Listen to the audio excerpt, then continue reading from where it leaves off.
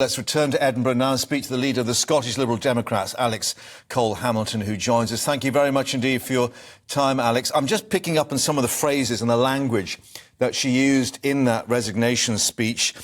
No longer felt she could give the job everything it deserved, only just started to comprehend the physical and mental impact of leading Scotland through the pandemic. I am a human being as well as a politician. I mean, is this a Jacinda Ardern moment as we remember the New Zealand leader resigning? Well, Mark, today is not a day for political attacks from opposition leaders like myself. I think it's important that we reflect and pay tribute to the immense personal commitment that Nicola Sturgeon has shown this country over the 8 years of her premiership, the longest period of First Minister. One First Minister has held the office for since devolution. I think also she reflected rightly on the pandemic. Nobody can take that away from her. Lots of people will remember with comfort the comfort and advice that she offered from the lunchtime briefings. She and I have never been friends, but I will always remember the kindness she showed me personally when in the period after I'd had to resuscitate my daughter, and she didn't need to do that, but she showed me a very, very kind set of words and real grace in that. So it's not a day for ad hominem political attacks. It's, I think, a day to give gratitude and credit where it's due. There are many mistakes that she made in her leadership. We will come on to those, but I think it's right that today we pause and respect the 8 years she's given our country. However, voters in Scotland will quite rightly be asking why, what happens next, and indeed what route independence now takes. And just looking at, again, her justification for taking this decision, she said the time is now right for me, my party and the country, not a reaction to short-term pressure. So does this go to the heart of the debate about independence?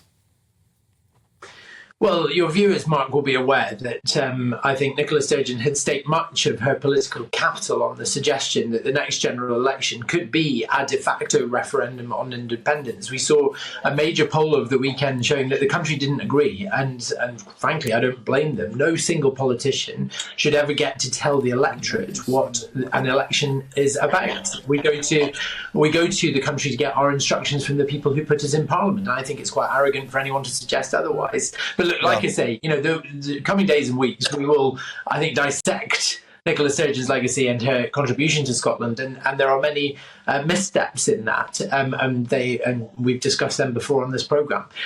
But I think it's right today that we leave that aside and just, I think, offer her some semblance of gratitude for the service she offered our country. Yeah, although that de facto vote could be with us fairly soon, of course, in terms of looking towards a general election. We know the SNP was to meet fairly shortly in the summer to decide the way forward. How do you see Scottish politics going now, and indeed the whole decision about the SNP's direction? Because we've had certainly Joanna Cherry, an SNP MP, saying time now for reform and healing. I mean, is this going to be a push for independence without independence, if you like?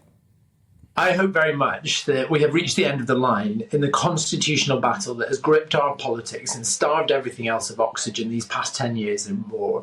We have some of the worst domestic crisis our country has ever experienced. I'm talking about the huge waits for NHS care. The waiting times in our accident emergency are through the roof. We have educational attainment. The gap in educational attainment between richest kids and poorest kids is widening as never before.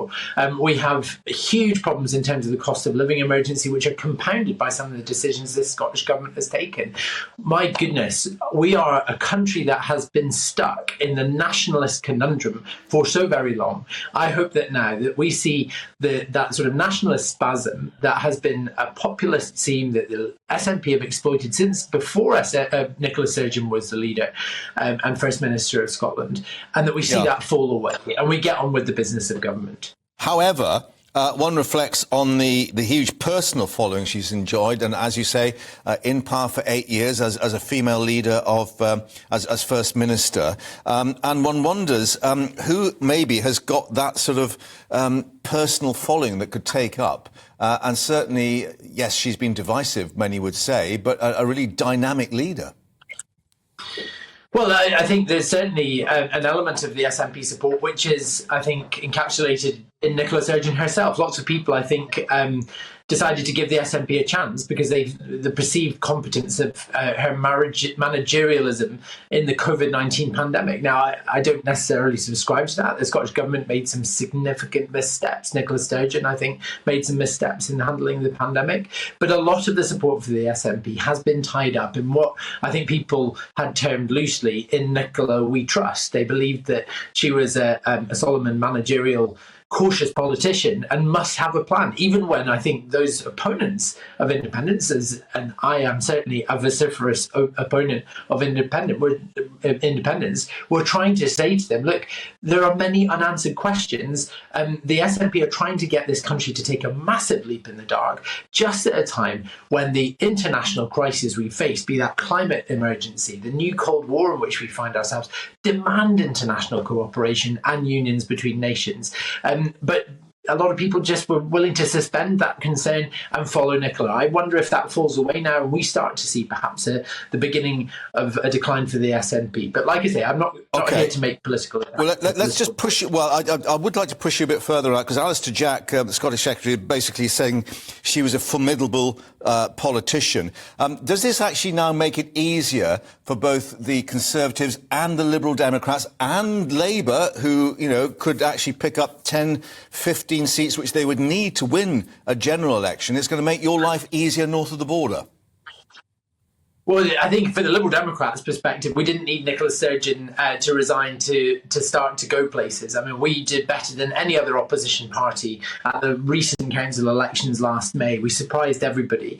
We're seeing increases in donations, in membership, in activity around the country. So the Lib Dem flame was already starting to revive. Look, of course, Nicola Sturgeon's departure would have an impact on Scottish politics and the way Scottish people think. But it's not the be-all and end-all. She's not some kind of messiah.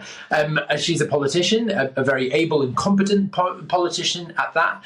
But at the same time, I think people want their politics to be done differently in Scotland. They're tired of the constitutional divisions. They want people to focus on the cost of living, on their NHS waiting times, on their kids' schooling, all of which played second fiddle to Nicola Sturgeon's primary aim throughout her premiership, which is the breakup of the United Kingdom. Indeed. Alex, thank you very much indeed for joining us and bringing us your reaction to the news on GB News Live. Thanks very much.